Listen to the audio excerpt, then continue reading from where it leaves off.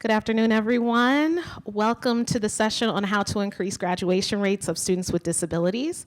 My name is Dr. Nikole Hollins-Sims. I'm an educational consultant with PaTTAN, Harrisburg, and I'm very excited to have the opportunity as a member of the SSIP team. We'll give you a minute to figure out what SSIP stands for. It might be a quiz at the end, but there will be plenty of acronyms thrown your way today, and our hope is that we can help onboard you on what SSIP means and how it relates to increasing graduation rates. I am currently the co-statewide lead of the Behavior Initiative, as well as a member of the MTSS Initiative and supporting our Pennsylvania Department of Education on special assignment for equity and equitable practices. And with me, I have my esteemed colleague, Jeff Coover, and I'll allow him the opportunity to introduce himself. Good afternoon, everybody. My name is Jeff Coover, as Nikole said, and I'm an educational consultant from PaTTAN Pittsburgh. I have been at PaTTAN Pittsburgh for just one very short year. Prior to coming to PaTTAN, I spent 18 years as a special education teacher and then 12 years as a principal and central office administrator. And I'm happy to be here, and just actually 2 weeks ago celebrated the end of my 30th year in the field, so here we are. Do you want to ask some questions? Oh, yes. Before Nikole gets started, you know, when we've done this presentation previously, we kind of like to get a feel for who our audience is. So if you could just tell me, how many district administrators do we have here? Any? Okay, one back in the back. How about teachers? Great. Guidance counselors? School psychologists? IU TAC? Okay, so that pretty much sums it up there. Okay, so we've got although it's a small group, we've got a good mix. That's great. Okay, Nikole. Oh, thank you. I apologize. Did we neglect anyone else? It happens. We do this quite a bit. Okay, awesome. Thanks, Jeff, for that. So as we begin, anytime PaTTAN does a training, we have to read you our mission statement. So if you will indulge me for a moment, the mission of the Pennsylvania Training and Technical Assistance Network is to support the efforts and initiatives of the Bureau of Special Education and to build the capacity of local educational agencies to serve students who receive special education services. Along with that, we do also want to reiterate PDE's commitment to the least restrictive environment, and our goal for each child is to ensure individualized education program teams begin with the general education setting with the use of supplementary aids and services before considering a more restrictive environment.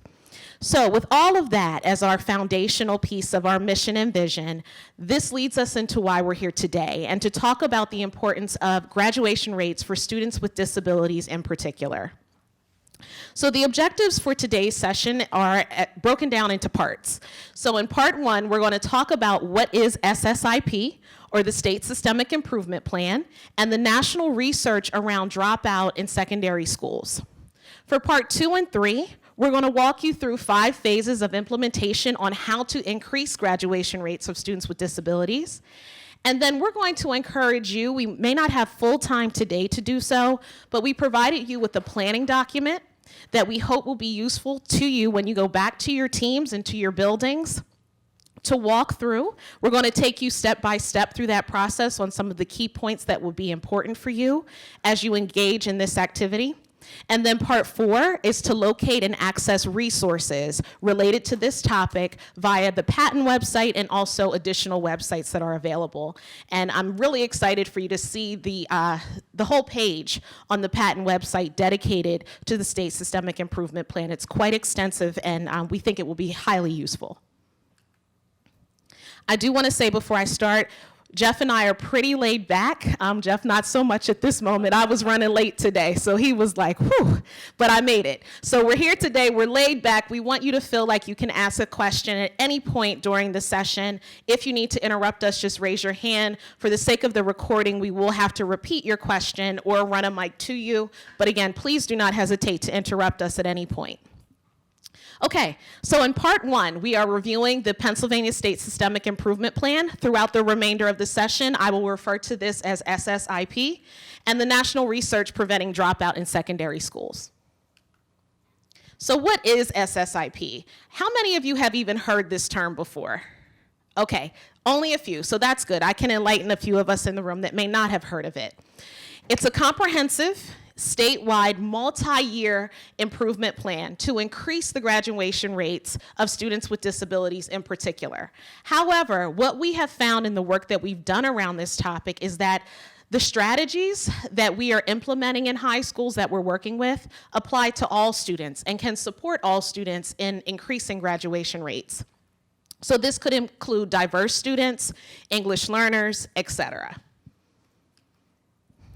As I mentioned, we are currently working with sites across the Commonwealth related to this area.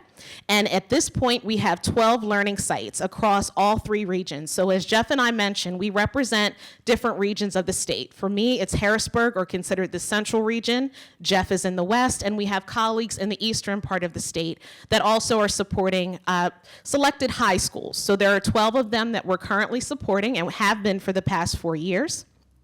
And also a specific group called Hune. And if you're not familiar with Hune, Hune is out of the Philadelphia area, and it's a community resource parent center that is mainly geared towards students who identify as Latino, Latinx, or Hispanic. And so the parents that are assembled at that center are really focused on the concept of increasing graduation rates and reducing dropouts, in particular for that population. So we've had a nice partnership with them over the course of this project. I'm not going to belabor a few of these slides because we do want to get into the meat of how we have addressed this in the high schools we've supported, and also to give you some of those strategies as well. But anytime you do anything on a statewide level, it's important to engage stakeholders and to hear from them to know whether or not you're on the right track and making the right decisions that will best support all of their varying interests.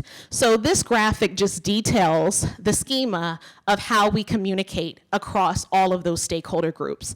And so if you take a look at probably this area here, this would be where the PaTTAN system communicates with our Bureau of Special Education in determining whether or not we are actively communicating appropriately to our learning sites, and then finally on this outer circle, doing things like today and getting the word out to an extensive audience.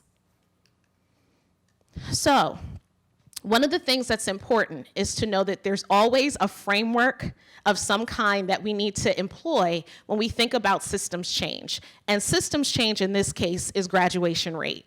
When we look at the implementation framework that's been used with SSIP, it's outlined here in various phases, as a matter of fact, 5. So that's part of that planning document that you have. We're going to look at specifically those 5 phases and walk you through each one of them and get your feedback as well on how you think you could potentially implement some of these pieces. So for instance, phase 1 is to develop a state or leadership team. The state team you don't have to worry about, but the leadership team within your own respective schools or sites would be important. Phase 2, the use of an early warning system. How many of you, if you're aware, know whether or not you have an early warning system type database at your school? We do, okay. For those of you that do not, we're going to go into a little bit more depth on the importance of an EWS system and why it's so important to really catalog all of the data in one place so that you can start to identify early on who are those students that are considered quote unquote off track for graduation.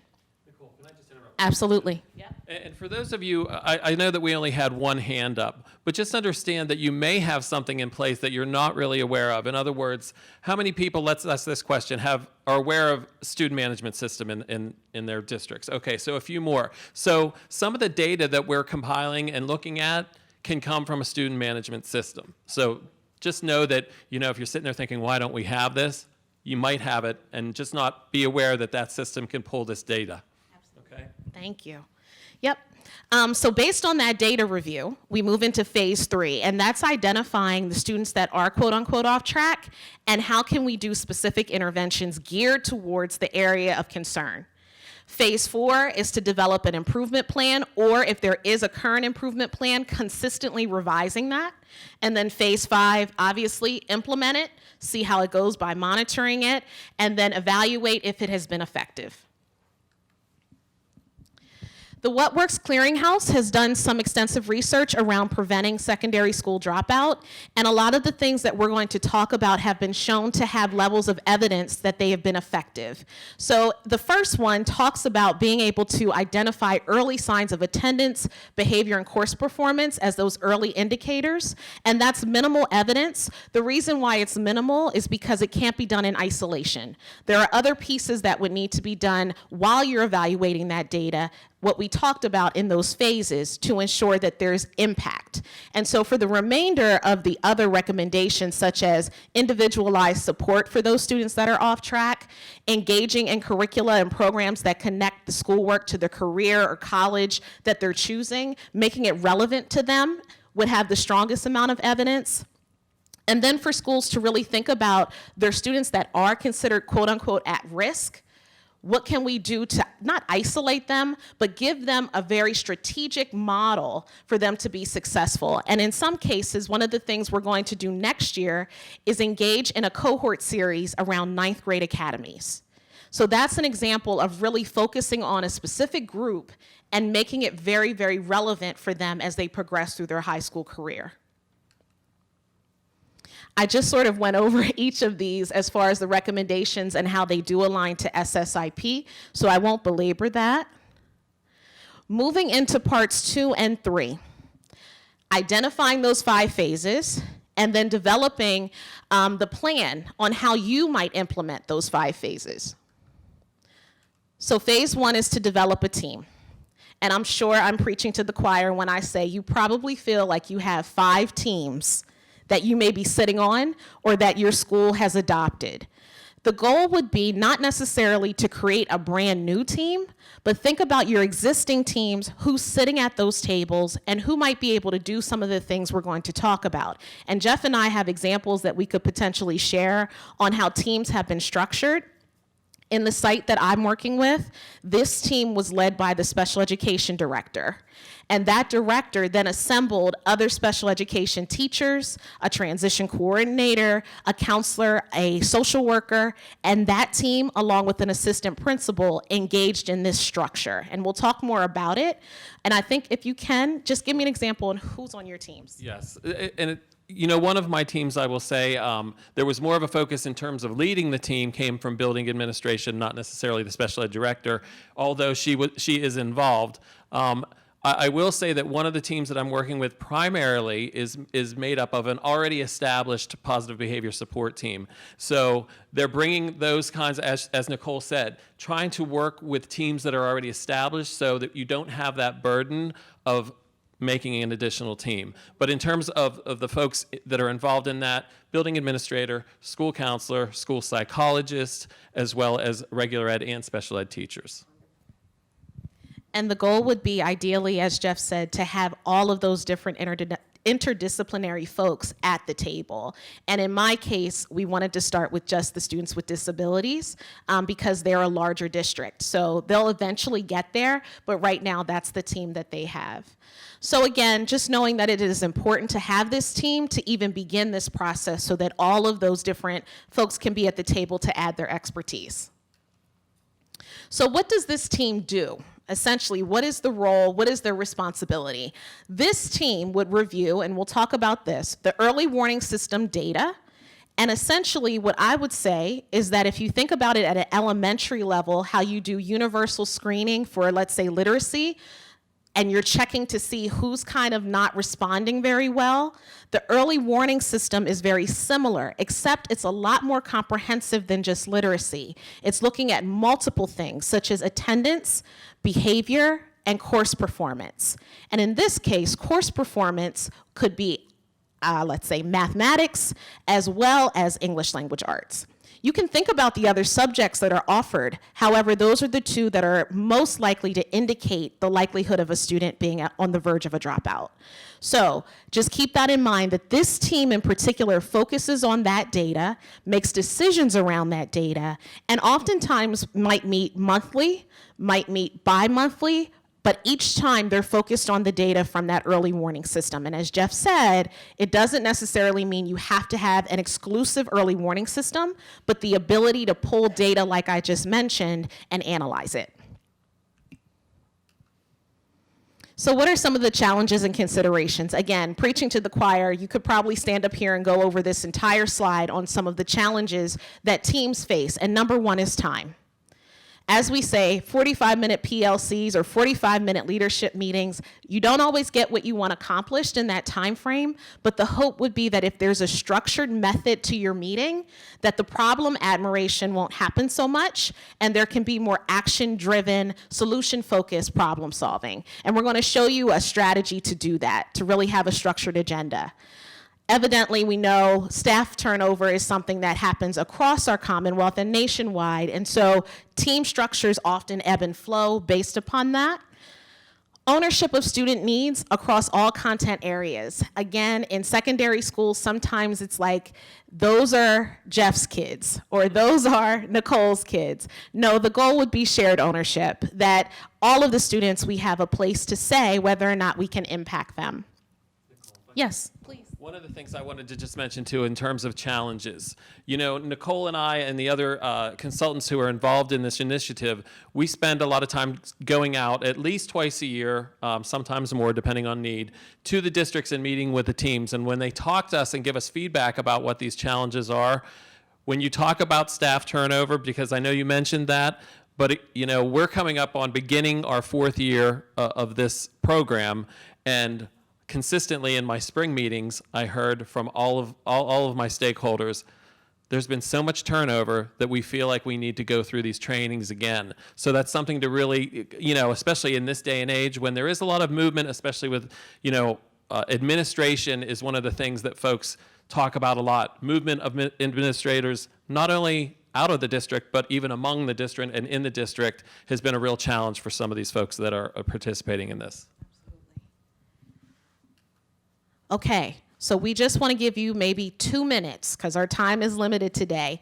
If you're with a team member, great. If not, if you just want to jot a few notes down on your planning sheet, which should look like this, should be the first one. Take a moment, and that first section is to develop a state and local leadership team. Identify if you do have a team that's already in place, and as Jeff said, you may not have an SSIP team per se, but you might have a leadership team, a PBIS team, some type of team that can analyze school-wide data. Who is or may be a part of this team, and then are families involved or a part of this team? Huge question. So take a couple minutes and just jot down some notes, and then we'll come back and go into the next phase.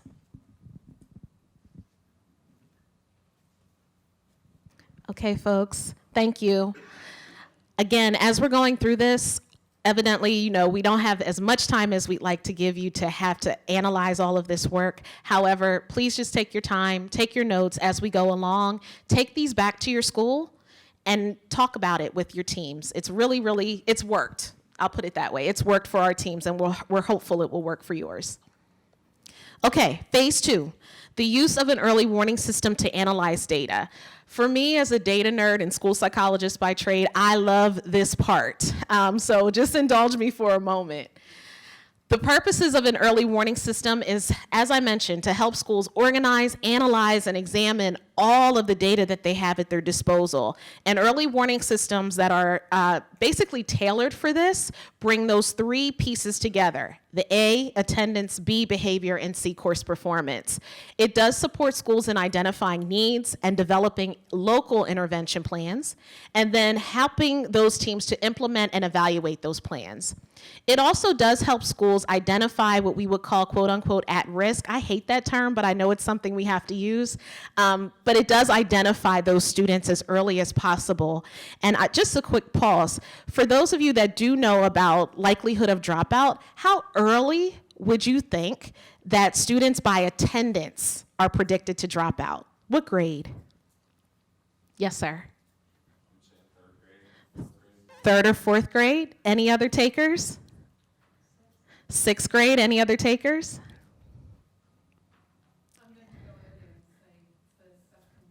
First, 2nd grade? It's kindergarten.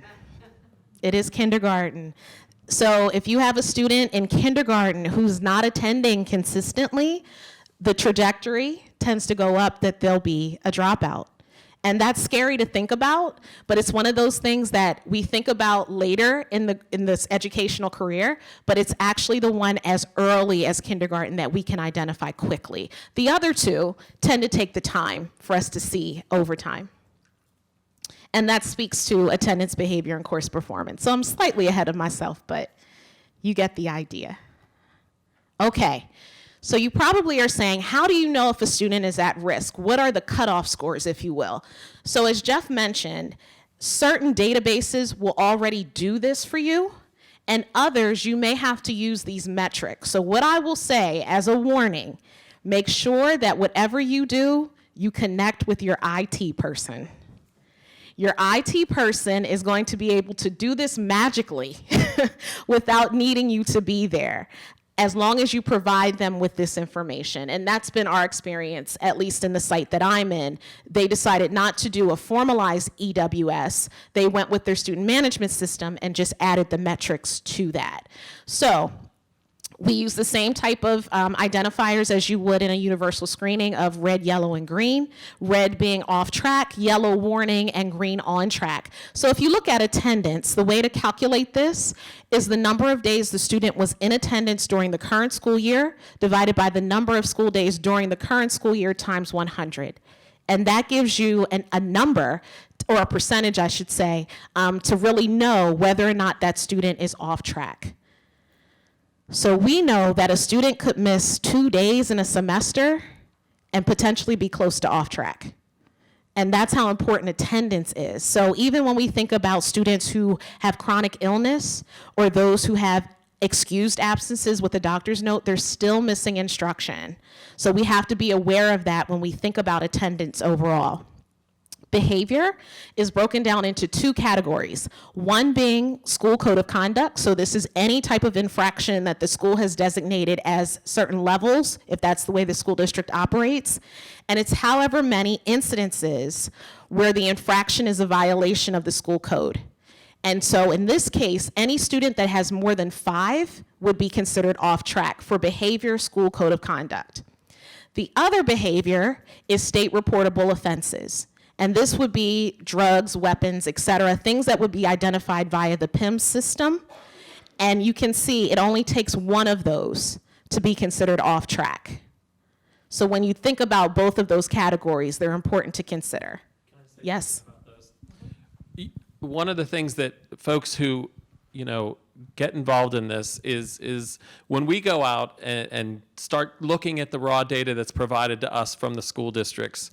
One of the things that's really paramount and important is that the folks that are involved on this team, number one, as Nikole said, that they're communicating with their tech department, but another key player in this is support staff. Because what we found is that there needs to be a clear delineation in terms of what is considered a state reportable offense and what would just be under the behavior code of conduct for the school district. Because anybody that's involved in discipline knows there's a very clear delineation of what would be a state reportable offense. And we ran into some problems. One of the districts I work with is Pittsburgh. We ran into some problems this spring in terms of analyzing data because we found that some of the support staff were recording in the student management system incorrectly. They were reporting it as state reportable when it should have been behavior code of conduct. Okay? So just something to keep in mind. Good point. Excellent point. Last but not least is course performance. And I mentioned at the top of the session that the 2 subjects that are of focus are mathematics and English language arts. So again, if we look at percentages by grade, any student who has less than a 60% in any of those 2 categories would be considered off track. And so those are the metrics that have been identified via Pennsylvania Department of Education. And so again, these are the metrics that we would ask schools to think about incorporating into their data management systems to determine if they have students at risk for a dropout. So if you are aware of the PDE dashboard, this was the PDE version of an early warning system, and I only saw one hand go up for an EWS, so I know that the rest of us may not be familiar with this one. But this is typically what you would see in an early warning system frame, if you will, when you would pull it up. So if you take a look here, You can see that it's broken down by those 3 areas: attendance, behavior, and then course grades. And green obviously is good, whereas red is somewhere that we need to focus. So this gives a global overview of the students at the building.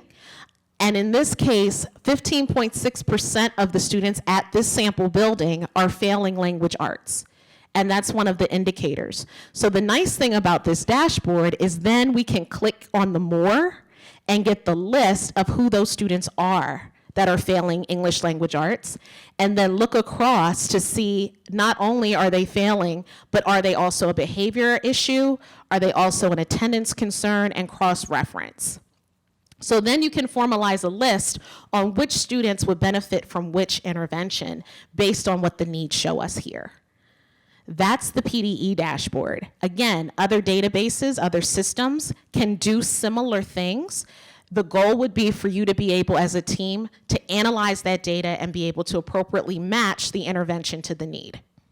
One thing too, if you're working in a district that does have a student management system and you're looking at some of the pieces that we want to be pulling, sometimes vendors, and this would be something that you would want to talk to your central administration about, but if you see something up here that's not formally pulled by your student management system, depending on what vendor you're using, you can add pieces on to have those things pulled automatically. So it's a discussion that's coming with the central administration, principals, and the support staff.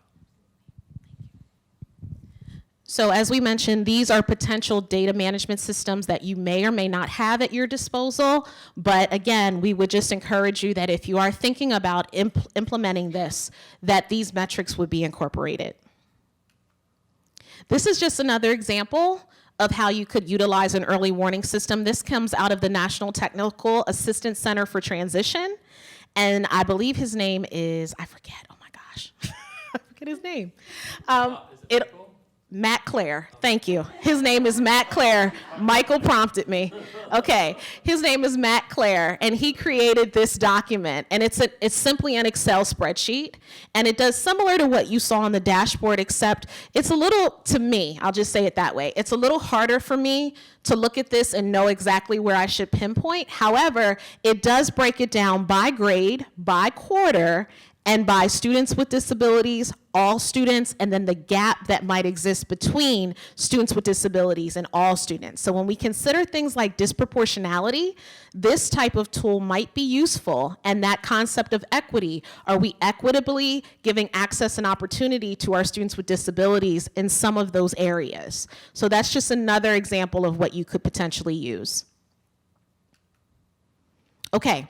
Now that we have the data, what does the team do with it? So that's where this data team meeting process comes about. Again, you want to regularly meet, and this might be bi-monthly, bi-weekly. It's all dependent on the context of where you are and the time that you have available to do so.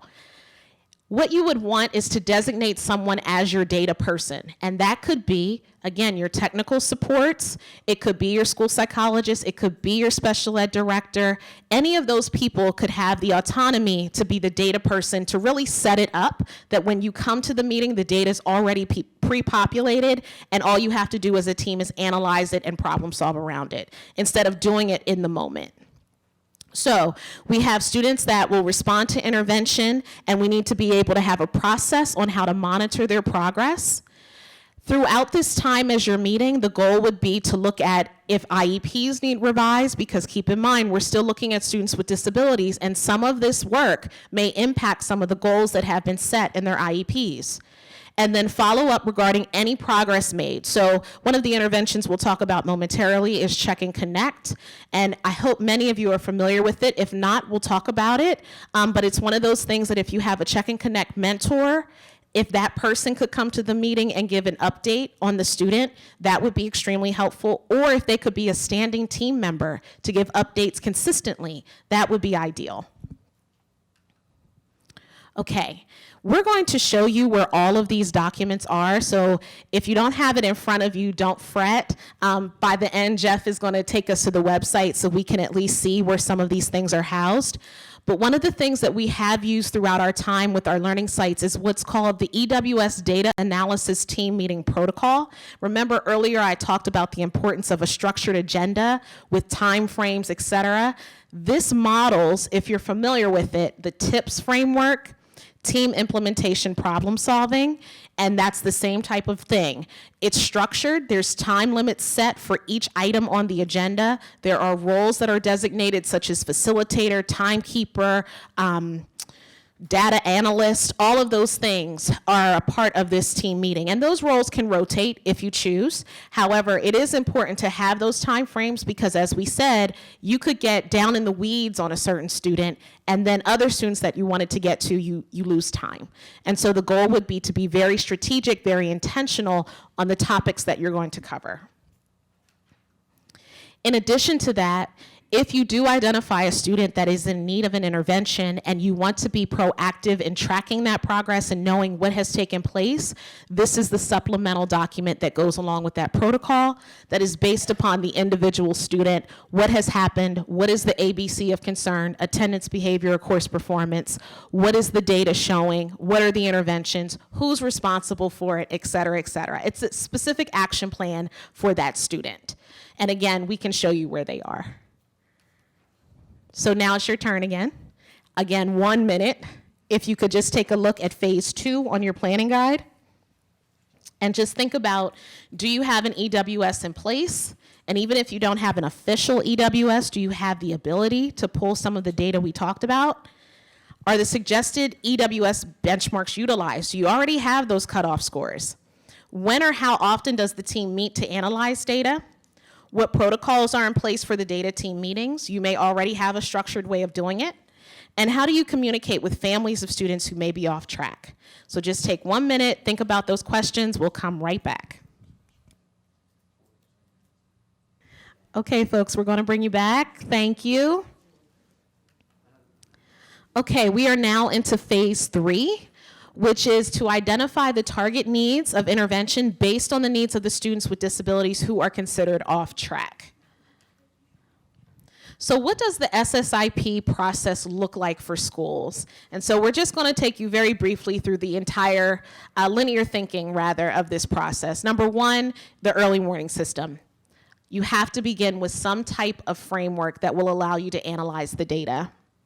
From there, identifying the students with disabilities who are off track, and then moving into the development of a plan. So all of the things that we've talked about earlier are just conceptualized here as the step-by-step process on what you would need to adequately implement this framework. The next item that you should have in your handouts is what's called the SSIP theory of action. It should be the second one, and you can follow along with me if you like.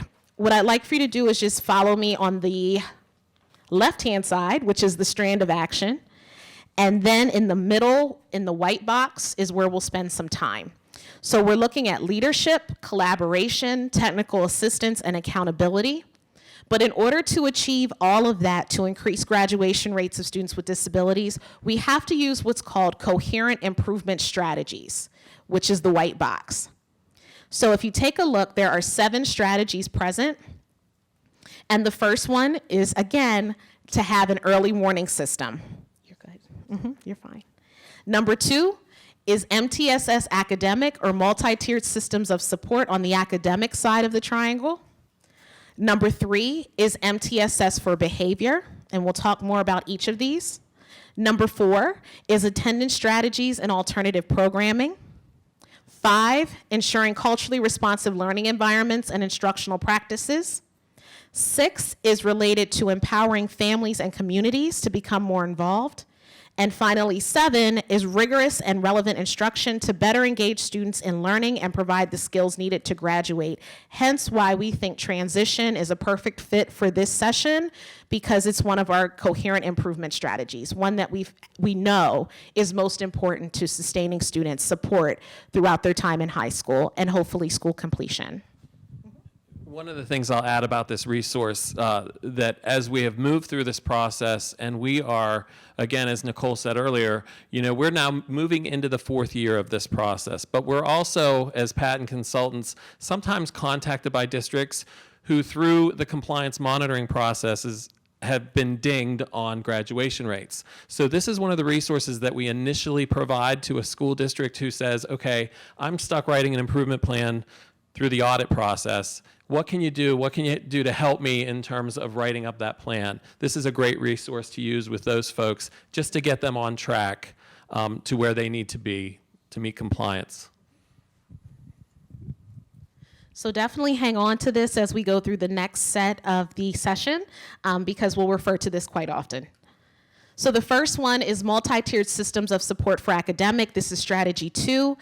What I'm hoping to do as we go through each of these is not to belabor the point if you're very familiar with any of these, but to give you an overview of how we've applied these frameworks to the high schools that we've supported. So when you take a look at this slide, how many of you are familiar with it? Hopefully hands go up, please. Okay, good. That means we're doing our job, Jeff, at PaTTAN. Okay, because our goal is to make sure everyone knows about this triangle. So, in line with the triangle, we want to be clear that as time has progressed and we've learned more about the importance of the whole child, eventually, this triangle will not just capture academics and behavior, but also social emotional learning and social emotional components of the students that we serve, because we know students aren't able to silo those things, and we have to be willing to integrate them for them as well.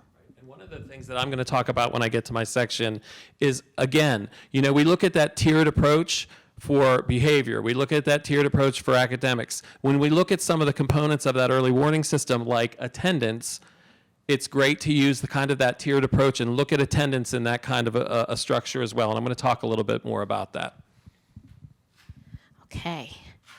So when we think about the academic side, what does that look like for high schools? And I mentioned earlier how we're going to take a journey next year on a cohort series around 9th grade academies and really focusing on that grade level in particular because of the transition from 8th to 9th grade. They're a very unique group, and so there's different things that we want to try to employ, such as social emotional learning for them, behavior, and academic. But what some of our schools have done that we've particularly worked with is focused on potentially doing a double block of algebra. In a lot of high schools, Algebra 1 goes from 9th grade and 10th grade, and they found that Keystone results have been stagnant that way. So what some schools have done is the double block so that they are receiving as much Algebra 1 support as possible, and this particular double block for the school that we were supporting happened at 9th grade. There's also explored alignment between the Keystone eligible content and the current scope and sequence for Algebra 1. And then also CRA, which is concrete, representational, and abstract. Jared is going to like that I knew that. Integers and equations, training for high school algebra teachers and 8th grade algebra teachers. So the goal was just be to increase the knowledge and the different methods or approaches that we can make algebra relevant to the students.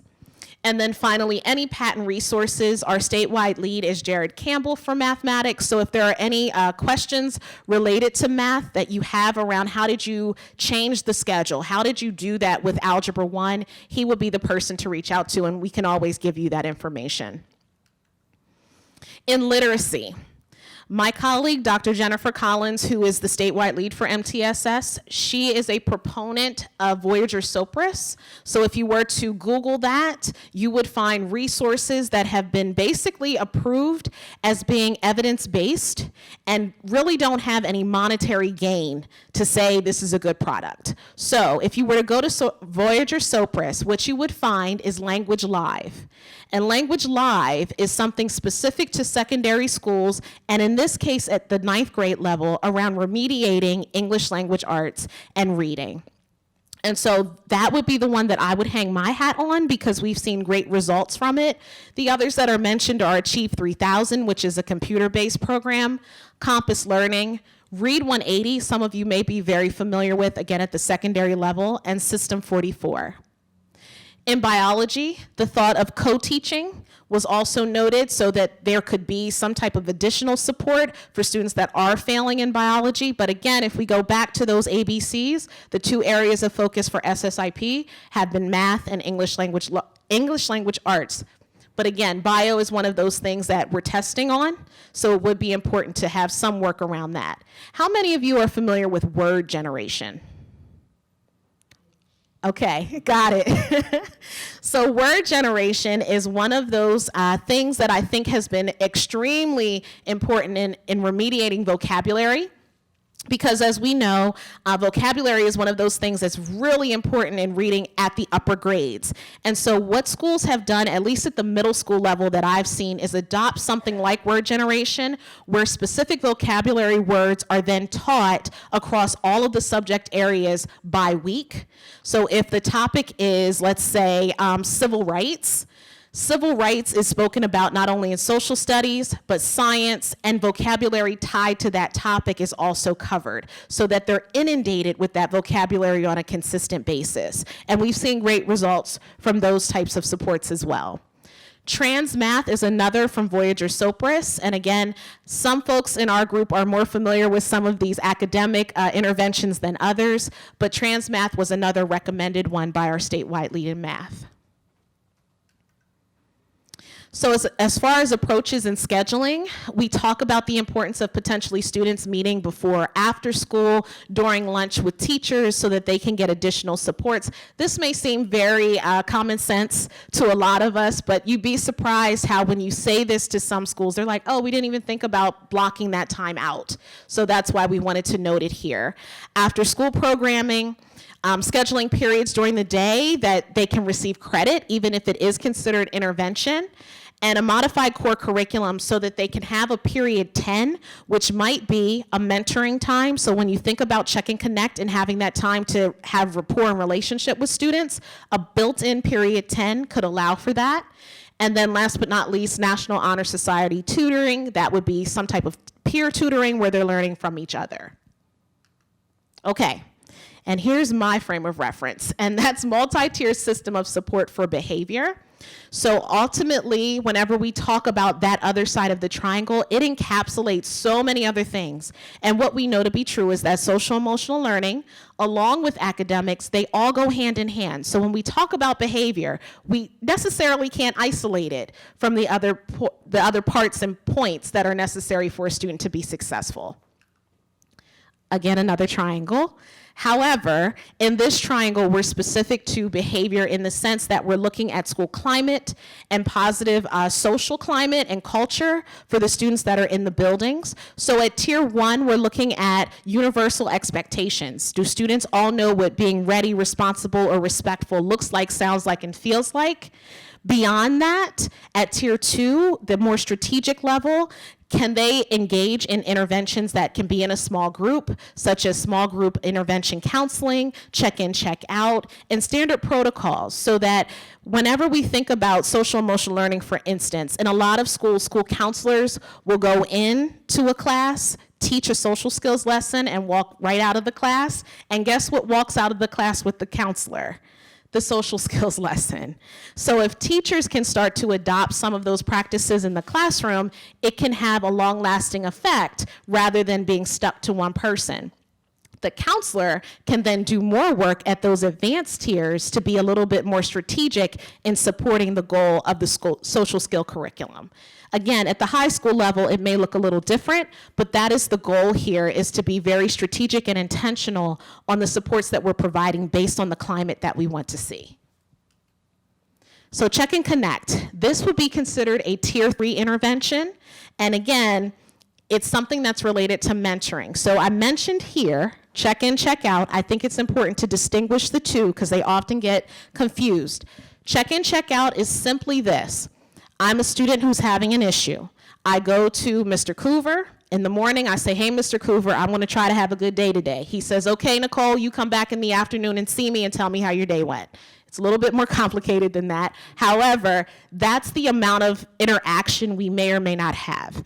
Whereas with Check and Connect, there's a relationship that's built. Mentors are trained to make a 2-year commitment to these students. And they may have a group of 5. They may be a mentor for 2 students or even 1.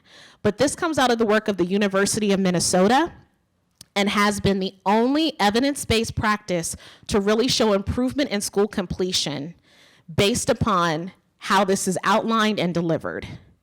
So I would just highly encourage you to think about Check and Connect. There are training opportunities across the state.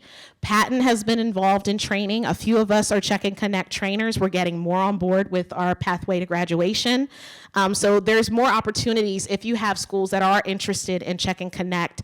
It does speak to the importance of not just checking on those ABCs, but also connecting to the student, finding out why they might be struggling with some of these issues, being a support and advocate for them, and then also connecting back to the family, which is so very crucial.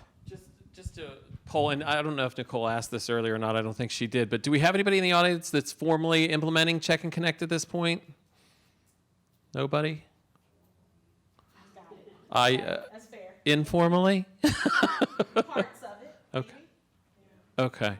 Aware of it, though. I think there's a lot of districts that are implementing it. Here, I'm going to put you on the mic because this No, I was going to say, I think a lot of districts are implementing Check and Connect, but just don't really realize what they're doing. Yeah, I mean, I think there's, I have a question for you later, but at the end.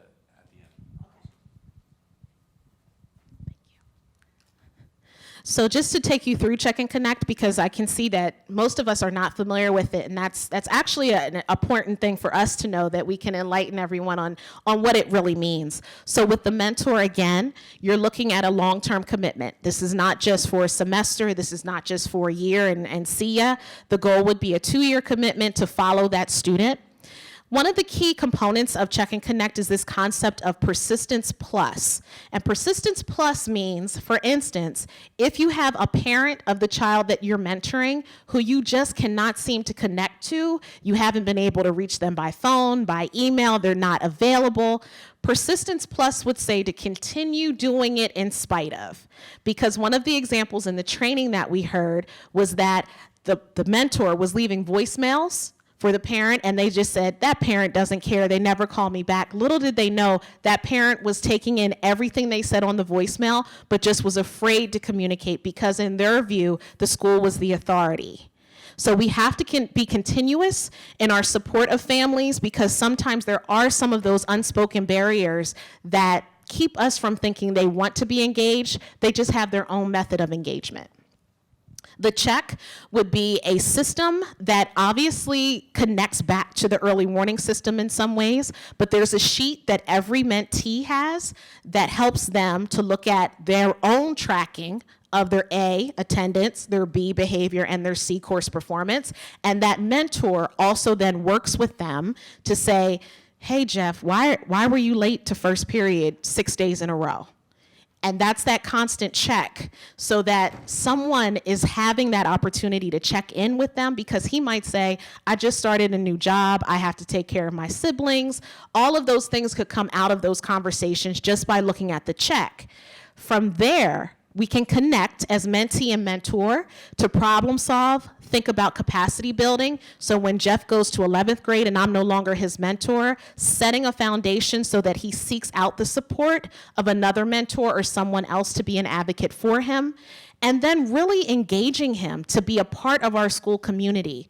It was so interesting, the 2016-17 dropout data, the #1 reason students said they dropped out was, I'll see if you know.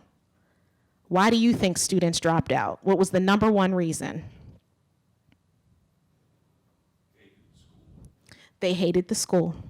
Or, nobody cared about me. All of these apathetic, I didn't belong. It didn't connect to me. All of those things filter into that hating school.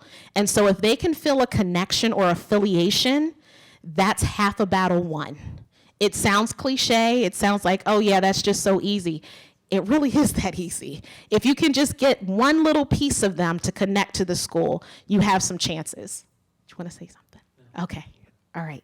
And then lastly, engagement with families. And this is the core component of Check and Connect that is very different from the other interventions that I mentioned. And that's the component of having to ensure that families are a piece of this in some way, shape, or form. So again, University of Minnesota, if you Google Check and Connect, you will see all of the resources connected to it and all of the things that you can do to be trained around it. And again, training is key, because there's a systematic approach to it. Administrators are trained, mentors are trained, and mentor supervisors are trained. And it talks about, should you have someone from the outside be a mentor? Should you have people internally be mentors? And those are contextual discussions that are necessary to ensure that it best fits your building. Okay, Renu. How many of you are familiar with Renu? Good, a few of you. Renu is another Tier 3 support, again, under the behavior umbrella. This is more what we would call person-centered planning. This intervention has been used in a couple of our learning sites, and we're going to show you which learning sites adopted which intervention so you have a sense of that. But the goal of Renu is to be a structured school-to-career transition planning and individualized wraparound process for youth with emotional and behavioral challenges. This does not mean that Renu could not work for any student with a disability. It's just that that was what it was designed to work with. So the goals of Renu are high school completion, employment, post-secondary education, and that connection again to the community at large. The principles speak to self-determination, unconditional care, strengths-based supports, building those family, natural, and community supports, and then school-to-career planning. So what happens is a mapping process where someone who is assigned as a Renu mentor, if you will, works with the student and has them map out, what are your goals in life? Or could you map out to me what your life has been like? And then they have discussions consistently around that work, and then thinking about long-term. What do you want to do when you leave high school? What are some of the goals that you have set forth? And it might be, I just want to work in my dad's business. That's fine, but you still need skill set to get there. And how can we as a group support you? The one thing I really like about Renu is the ownership that the student takes in Renu. They can say, I don't want my mom at the meeting. And it's okay, unless things get a little dicey, and then that's where you have to have some support externally as a Renu facilitator to know when and where to pull the parent in, where confidentiality stops, and where we need to be open and transparent. So Renu is another one that if you are interested, if you go to our PaTTAN website, you can find information on Renu, and just think about implementing that at that Tier 3 level. Again, high school focus. So as I said, we wanted to indicate for you which sites were, or how many sites I should say, we're implementing each of these. So for school-wide PBIS, we have 6 high schools that are doing so. The one high school has actually received recognition for fidelity of implementation at the high school level. Check and Connect, we also have 6 schools. And then we have 1 site that is implementing Renu with fidelity. So that is my section up to behavior, and now I'll turn it over to Jeff to talk about attendance. No, I'm here. Here.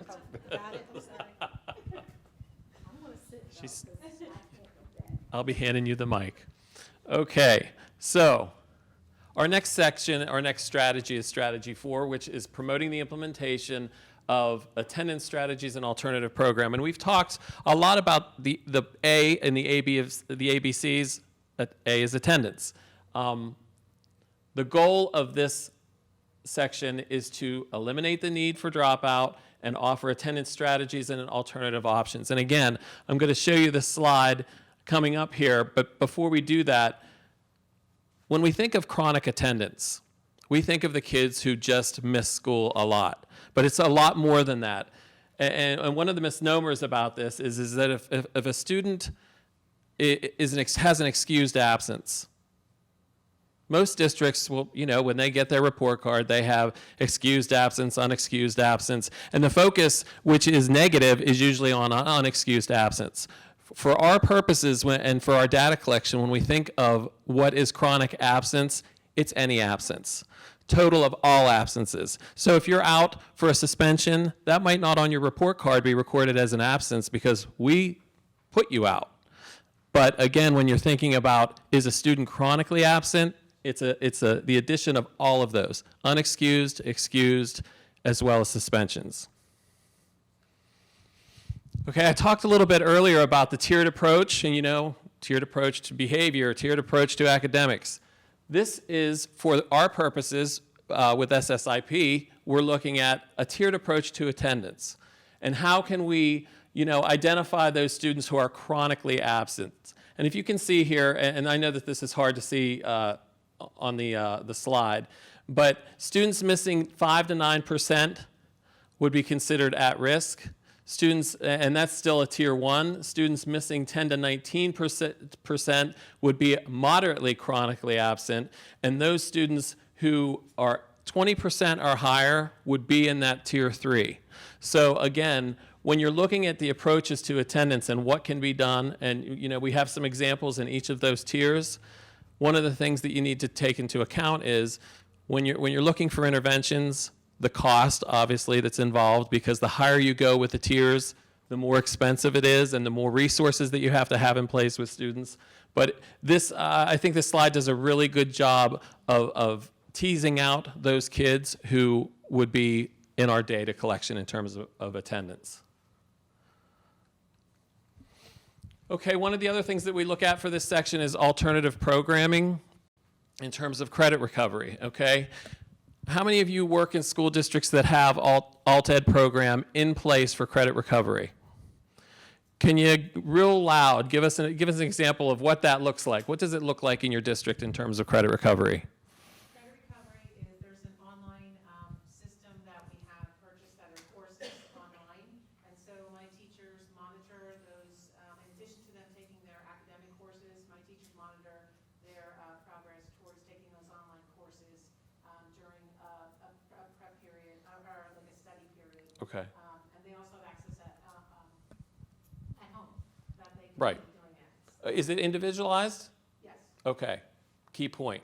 Needs to be, when you're looking at something like this, and what we have up here is just one example from one school district. Obviously, it looks different in every school district, but you want to take into account of what needs to be attained for graduation. And again, we're going to talk about that in the family engagement, and when we talk about our resources, about how do you communicate throughout the high school years to students what is exactly expected in terms of graduation and credit requirements.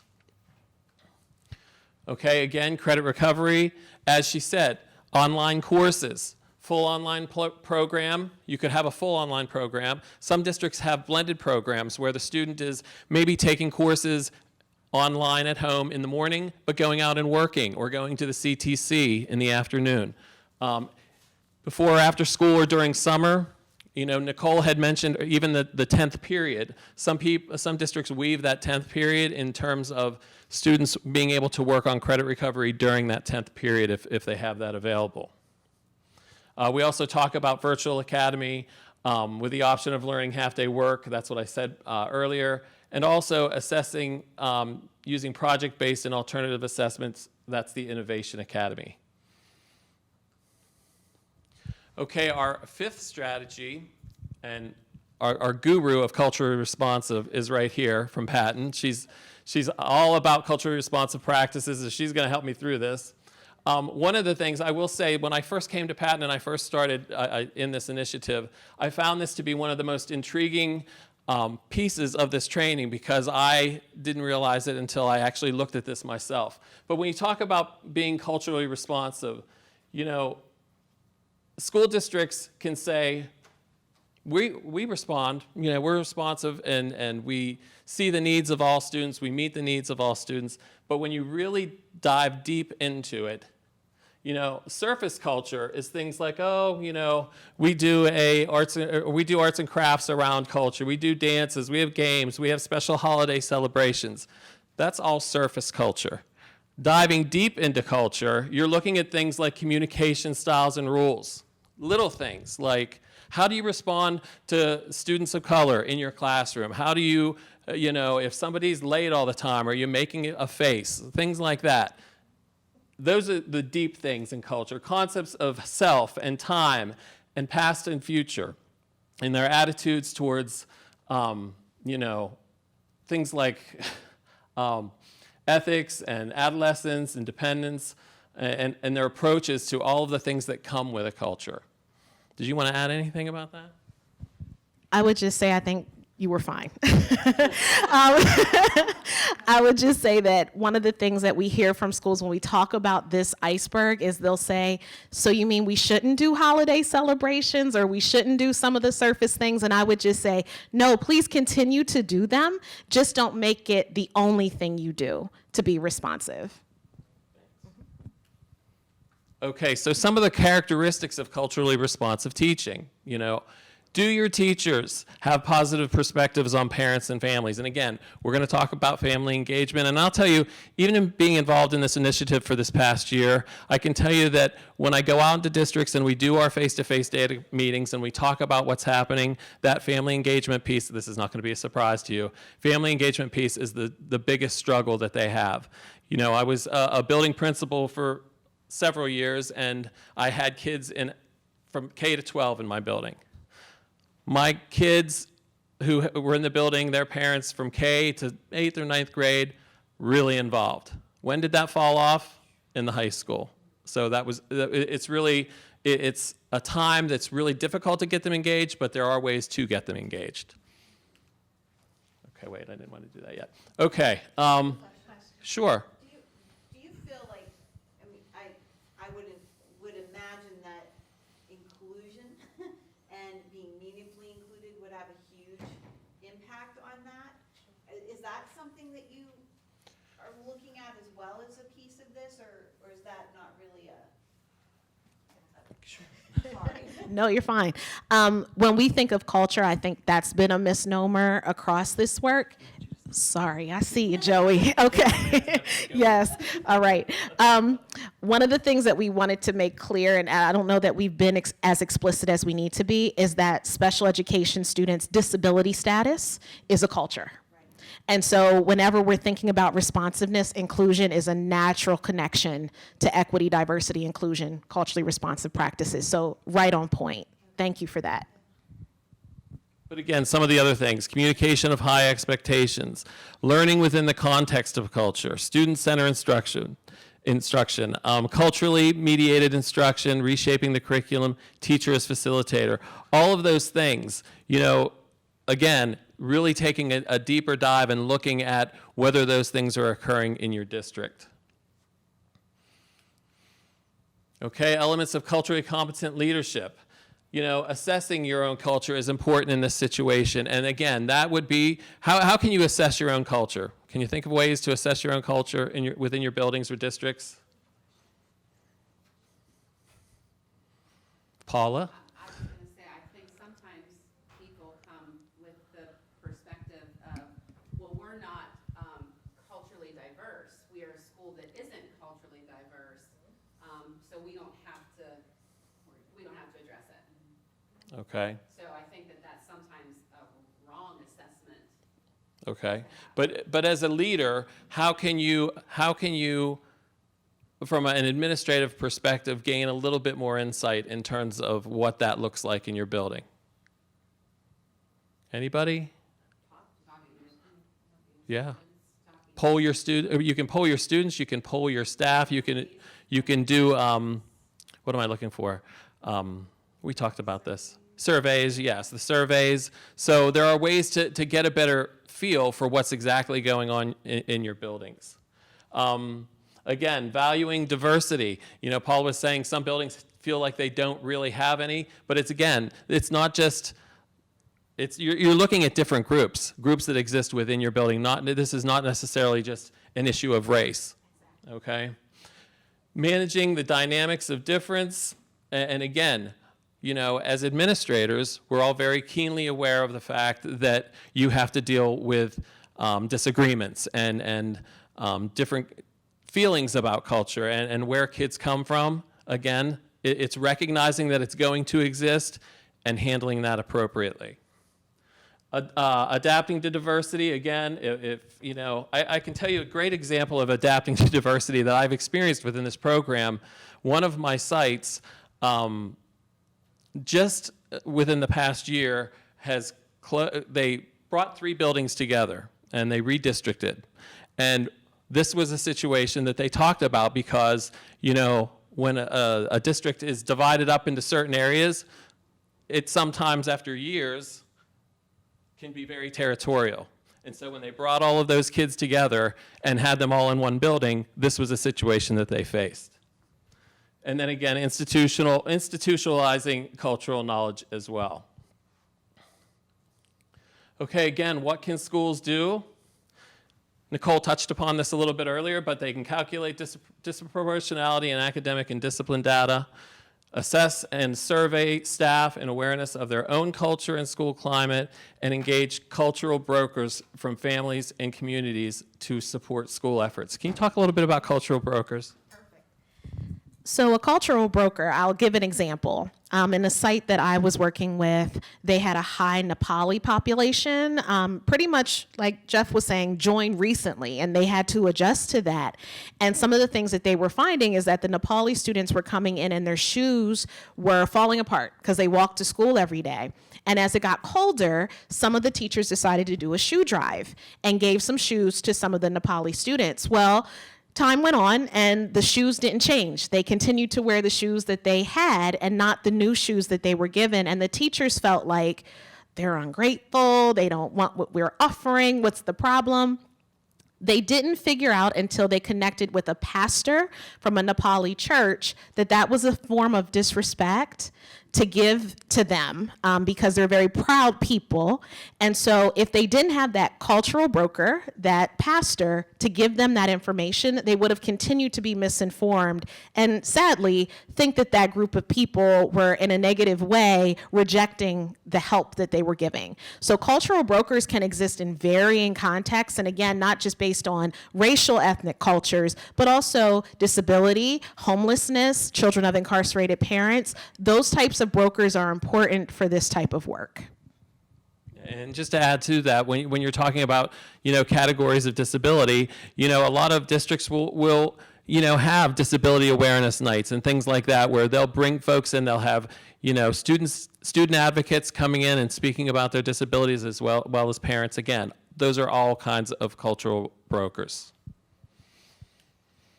Okay, our strategy number 6 is family engagement. Again, this is the one that I will tell you when I go out, I hear the most about. It's the most difficult one, but what the goal is to embrace a philosophy of partnership that empowers families and communities to become more meaningfully involved.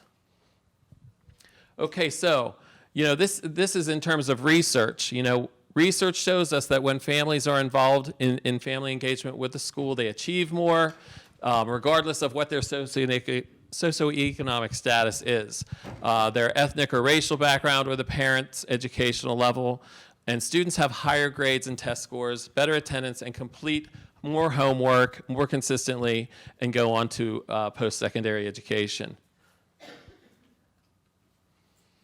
Again, engagement within the strategies. In terms of the EWS, some of the things that we can do is to ensure that teams notify families in a timely fashion when a student is off track. Again, this is a big discussion when we go out onto our sites, and think about where you folks are coming from, whether it's a school district or even an IU. When your stakeholders are talking about the requirements for graduation, who is the point person in the building or the buildings that you go to that really has the responsibility of letting the parents know if there's going to be an issue with credits or graduation requirements? Anybody? Guidance counselor. It very much falls on to the guidance counselor. Anybody else?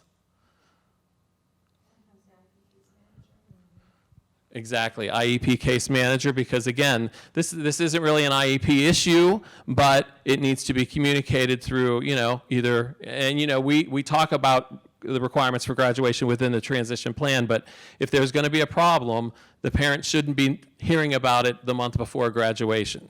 They should know about the requirements at the very beginning and work towards that goal with the staff. Again, the sharing of that early warning system data in a format that is understanding to families. So in other words, we spend a lot of time collecting the data from attendance, behavior, and course completion. Where does that data go? I just had my spring meetings with both of my sites. We went over it as a team, But then they should take that information and that data and communicate it back to the their boards, their parents, all of the stakeholders, so that everybody is following it and is engaged in the process. Encouraging teams to invite students and families to attend EWS team meetings to discuss the student progress and attendance. Again, getting that information out to them, not just through this process, but ongoing. Okay? And through the academic side, ensuring teams share the graduation requirements with family, again, in 9th grade, as I stated. Encouraging them to assist the families in creating a system at home to monitor grades and missed assignments. And again, through Check and Connect, if you have that point person that can work with that student and say, okay, you don't have this, this, and this done, and your teachers are reporting back to me, what can we do to assist you in getting to where you need to be with those assignments and gaining those credits. Some tips for families, again, with the 3 ABCs, attendance, behavior, and course performance. I won't read those to you. These are actually available to you in our PaTTAN resource for families, and that's in your packet. Again, this is in English and Spanish, but again, I think in this one, yes, this is the green one. So what can you do to assist families in getting some of those skills are all listed here. Okay, secondary transition is strategy 7, providing rigorous and relevant instruction to better engage students in learning and providing the skills needed to graduate and have positive post-school outcomes, which is transition. Okay, you've probably seen the elements of effective transition programs. This piece here, again, highlights individualized process. We've talked about that. And again, the importance of making all of this individualized to the student. Partnerships we've talked about throughout today's presentation. And also, one thing that we haven't really highlighted is the participation of youth in terms of they should be actively engaged in the process, advocating for themselves, and being a core piece of these components. Okay, again, this is something, if anybody here has ever gone through Indicator 13 training, you've seen this chart. And it just kind of reinforces what we're saying in terms of a roadmap for these kids and how they should be proceeding through the process. Okay? PA Career Zone, again, this is a resource that can be used in terms of assessing what possibilities there are for students in terms of careers, exploring their different fields of interest in building profiles of resumes and letters of interest, and also searching for colleges and training programs. I'm sure most of the people in this room, hopefully you've heard of this. Yes? PA Career Zone? Yeah. Pretty well known. Okay, we're going to give you 1 minute to complete phase 3 on your sheet, if you would. When you're looking at that, the things that we want you to be looking at, what type of interventions based on this theory of action are already in place to assist students who may be off track in your district, and are you already incorporating intervention based on the theory of action? Go ahead and take 1 minute for that. Revising a current improvement plan. You know, as we've moved through this process with our 12 sites through the past 3 years, going on 4, one of the things that we do each year at the onset of the program, after they went through the first 2 pieces, as Nikole said, and then they hit stage 3 of writing an improvement plan. This is something that's ongoing throughout the process for us when we go into our districts. Each year at the beginning of the year, we're required to have a face-to-face meeting with our district, talk about the things that worked, talk about the things that aren't really working, and then say to our folks that we're working with, what are we going to do this coming year? And then revising what that improvement plan is. So every fall, we meet with them, revise the plan, and kind of realign the focus as needed for the upcoming school year. One note is that, again, the family engagement piece of this, and again, this is a sample action plan that you're looking at. The family engagement piece was not in it at the onset of SSIP, which was, remind me of the year, 15, 16. So in the second year, after all of the sites had met with their teams and met with their respective folks from PaTTAN, it was decided that, again, that family engagement piece was so important that they needed to add it in. So again, through the process, the realization that having folks from outside the families involved at all times was very important. Again, we're going to give you 1 minute to do your turn for phase 4. We want you to ask yourself the questions. Is there an existing improvement plan or action plan in place? Again, maybe you have something going on in your district informally, as we've said, well, we're informally doing this, we're informally doing that. One of the things I've realized going through this process is that a lot of districts have some things in place, and when you sit and really look at what's required, 2/3 of it is already in place. It's just formally bringing it together. And then also, how do you include families and students in this process of planning? Go ahead and take 1 minute for that.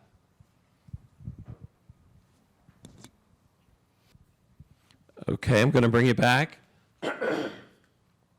Phase 5 is implementing, monitoring, and evaluating. Okay, what are we going to do with that improvement plan that we wrote or revised? So you can see this is an example of students that were off track for graduation in groups 1 and 2 and the dates from January 2016.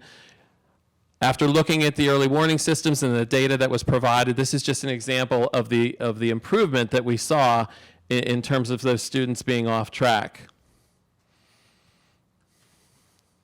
Changes in the risk factors of students off track.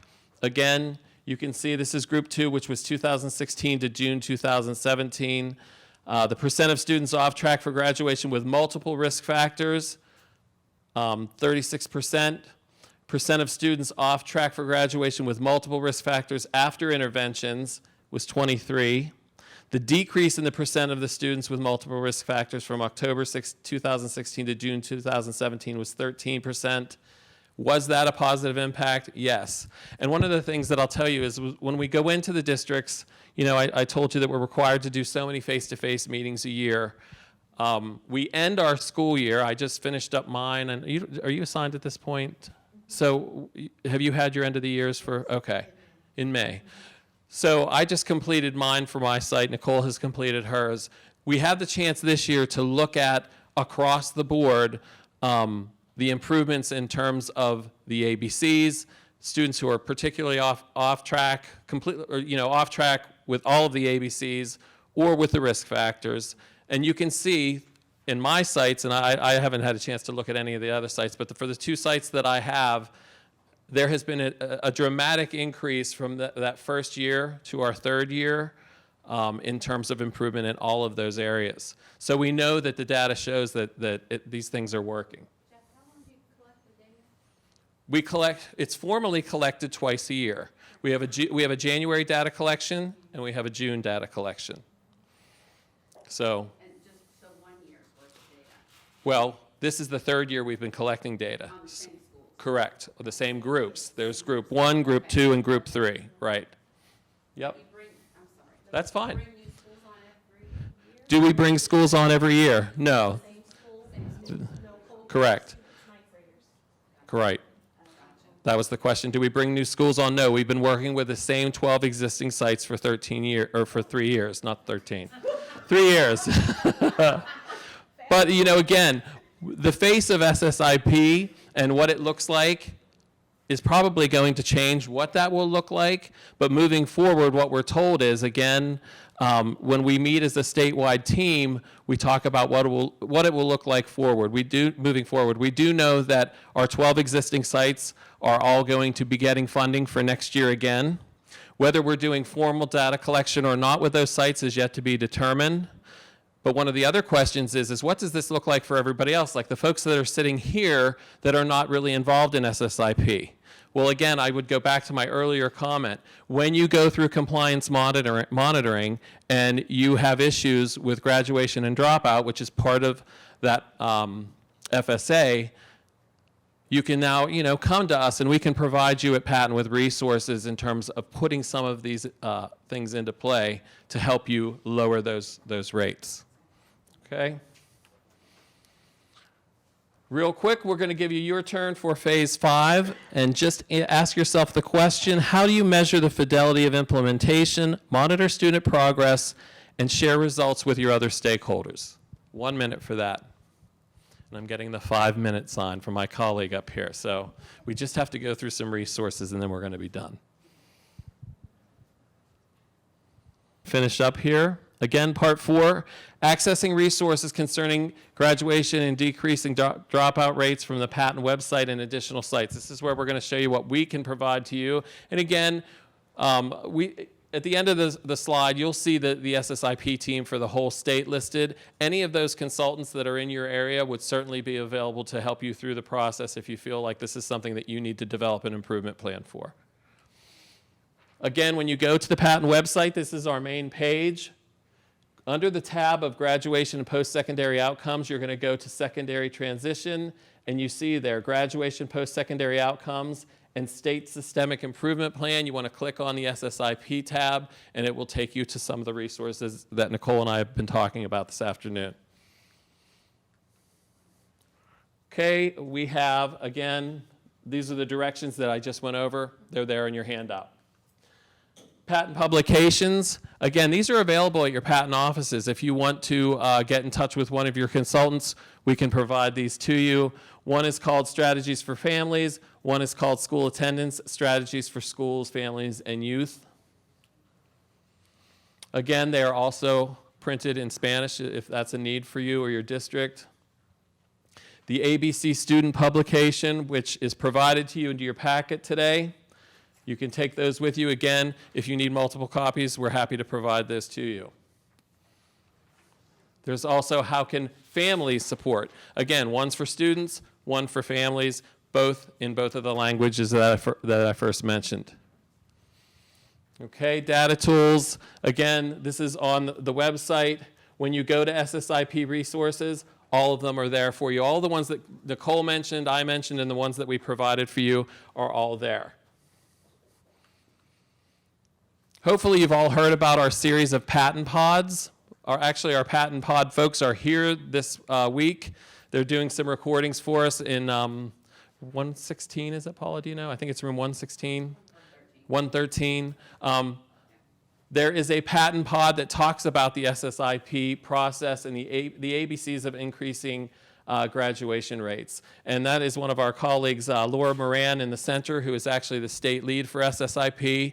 And they go into detail, and it kind of outlines a lot of the same things that we talked about today. But again, it's a good resource to use if you want to use it for any kind of training or staff development. We have a video. Do you think? We'll try it. We don't know if we have sound, so we'll Yeah. see. If not, Folks up in the, do you guys know if we have sound back there? I hear that. Okay. I don't know. Okay. Let's see if it works. Cannot locate the internet server or proxy server. Okay, we're not going to do that. Anyway, we do have this available. And again, at this point, I do know that this is a video that's made by students who have participated in the SSIP interventions. It's a great video, it really is.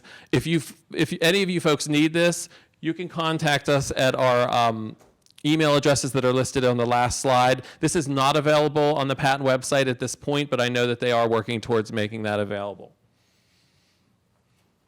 And then again, just a list of our online resources that were mentioned today: NTACT, PA Career Zone, What Works Clearinghouse, the ABCs of increasing graduation rates, all of those, that's the PaTTAN pod.